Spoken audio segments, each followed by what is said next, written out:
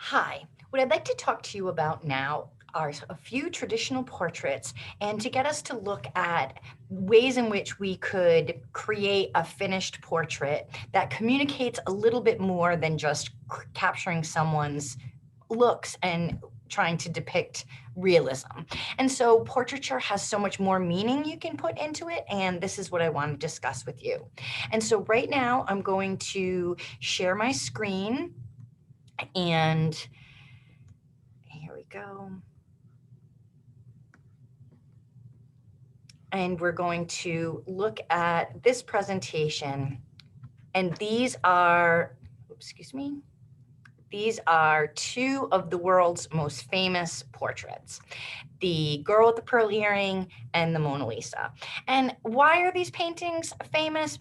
Well, for a couple reasons. One, let's start with the Mona Lisa. The Mona Lisa is probably right now one of the most famous paintings of all times. You know, somebody might see it and be a little disappointed. They're like, "Ooh, this is the most famous painting?" Well, it does have some of the qualities we have identified. That is part of traditional portraits. It's that three-quarter view with your eye directly in the middle of the painting, which both of these paintings on the screen have.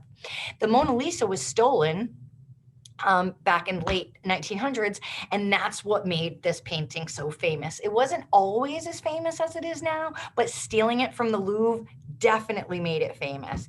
And just a little tidbit, when it was stolen, Picasso was actually brought into jail to see if he was the one who stole it, brought in for questioning, but he wasn't. But one thing about this painting is that it has this gradient of like slowly fading from dark to light in its values, which is truly amazing.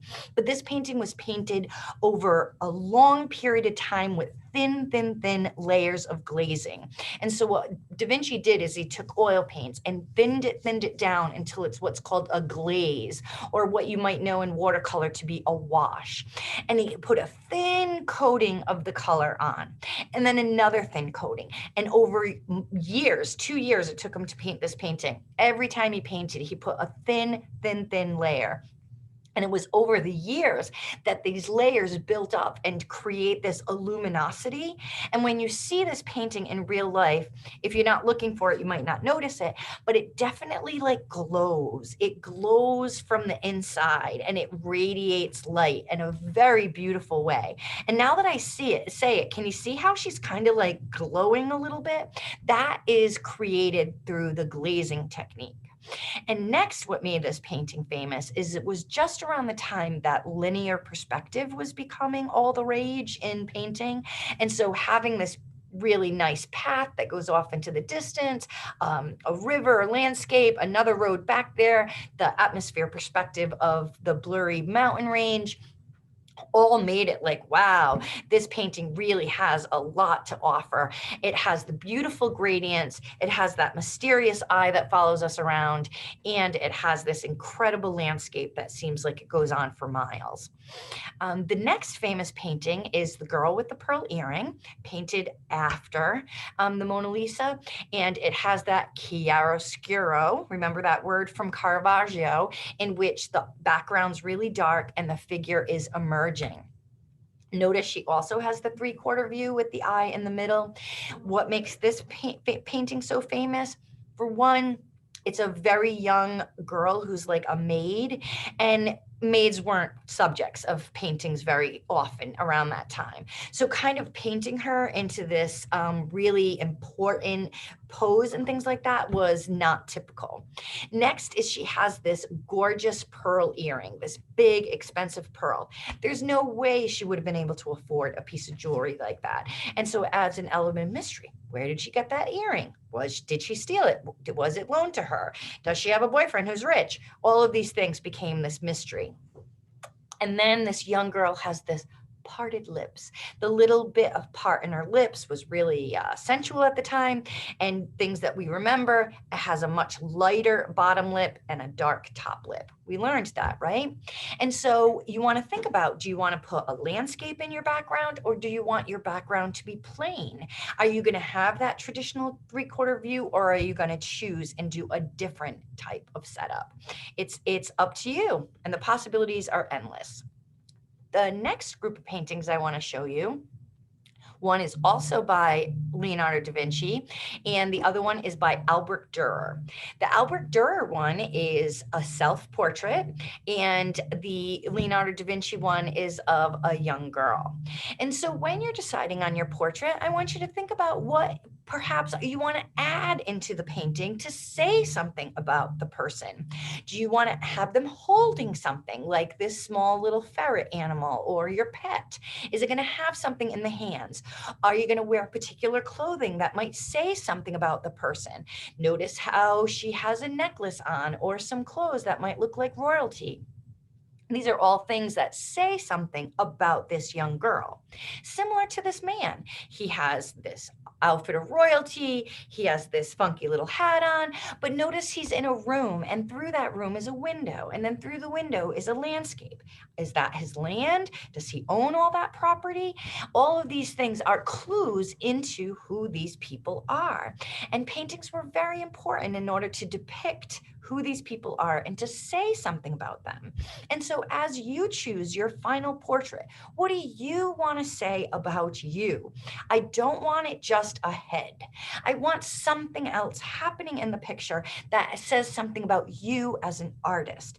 And so the first thing I want you to think about is, what could you possibly put in the background that might add to your painting? Do you want to keep the background nice and dark and add things about the person with the objects, or do you want to include something in the background? One of my favorite artists of all times is Frida Kahlo. She is best known for all of her self-portraits. Some of them are straight on views, other of them are three-quarter views. But she almost exclusively painted self-portraits because she was injured very badly at a young age and had over 50 surgeries in her life and lived most of her adult life in constant excruciating pain. And because of that, she ended up painting self-portraits because she was stuck in bed and that's all she knew. And so she often included very symbolic objects in her paintings to communicate something about her. And so looking at the painting on the left, she loved animals, and giving her hope and peace were the animals in her on her property.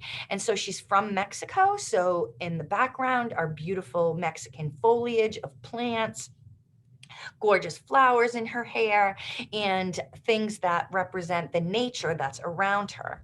And because she had many pets, these are animals that she actually owned. So she had a pet monkey, a cat, a beautiful hummingbird. These butterflies were all part of her life. She had a lot of pain and tragedy in her life, so she used nature as thorns to stab into her neck to communicate the pain that she had.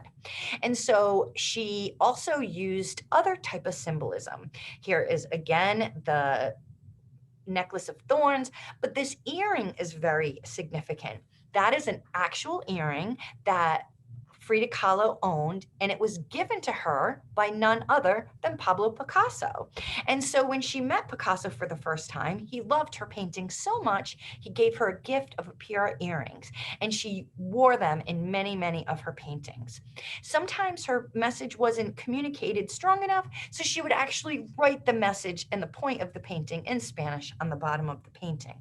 And so when you think about what you might want to include, you get a sense of who Frida Kahlo is by what she includes in her paintings for symbols.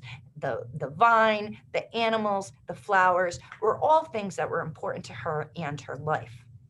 She had the ability to paint away her unibrow, paint away her mustache, but that was who she was, and that was part of her identity. And so she decided to paint herself exactly the way she saw herself in order to really communicate the pride in who she was and the pride of her Mexican heritage. And so to close on this video, I want you to think about what possible objects or clothing or things in the background you might want to include in order to communicate something beyond just depicting real life, to say something about you or the person that you're creating the portrait about. everything you add in your painting and everything that was in these 6 paintings had meaning and purpose. Nothing is by accident. And so I want you to think about and plan your work and to really think about what you want to communicate with your drawings and your paintings now and in the future.